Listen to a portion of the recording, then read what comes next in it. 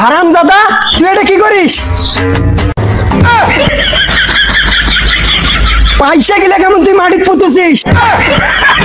আচ্ছা গুগল, বাড়ির ছুটি বসে থাকিয়ে ঠ্যাঙের উপর ঠ্যাং তুলি দিয়ে কিভাবে টাকা পয়সা ইনকাম করা যাবে লোকের না কত তুই। বাড়িতে বসে বিনা পরিশ্রমে টাকা কামানোর কিছু উপায় আছে, তবে মনে রাখবেন যে বেশিরভাগ ক্ষেত্রে কিছু না কিছু প্রচেষ্টা দরকার। কি করছে বারান্দাজি, কিছুই বোঝা যায় না, কি করবে?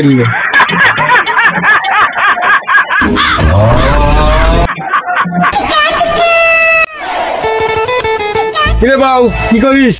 তো বা মরিচ লাগাওছো বা কি লাগাইছিল? মরিচ গাড়ি কি হবে? মিশা আন্দাজ দিলে মরিচ গাড়ি কোনো লাভ আছে? আরে পাগলা ছাওয়া, দেখ এগুলা মরিচ গাছ, এগুলা আগে গাছ কত বড় মরিচ হয়েছে। দেখ মরিচের কেজি জানিস 100 টাকা কেজি। মরিচ 10 বস্তা মরিচ বেচলে তোর 4টে ছক কেনা। তুই কইছ এটা কি হইবে? হ্যাঁ ঠিক তো।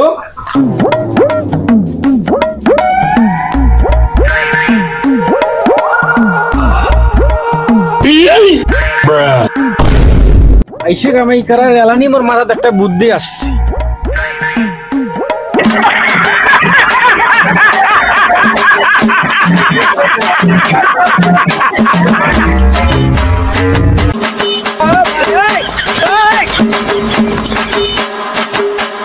হারামজাদা, তুই এটা কি করিস?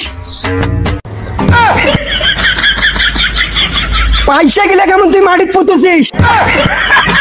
আমি একজনকে দেখলু, তাই মরিচের বেশি গাড়িয়ে ওটা কোনো আবার মরিচের গাছ বড় হইল হয়, গাছত মরিচ ধরছে না লাগছিল।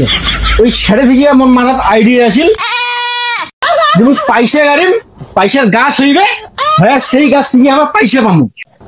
হায় রে হায়, তুই ছোটবেলায় ছিল পাগলা, তুই তো পাচ্ছে এখন বড় পাগলা।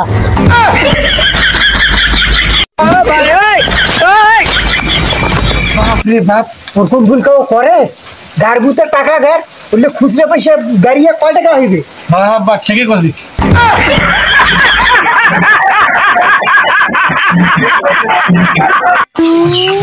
মোর মানে তার একটা বুদ্ধি আছে, আইডিয়া।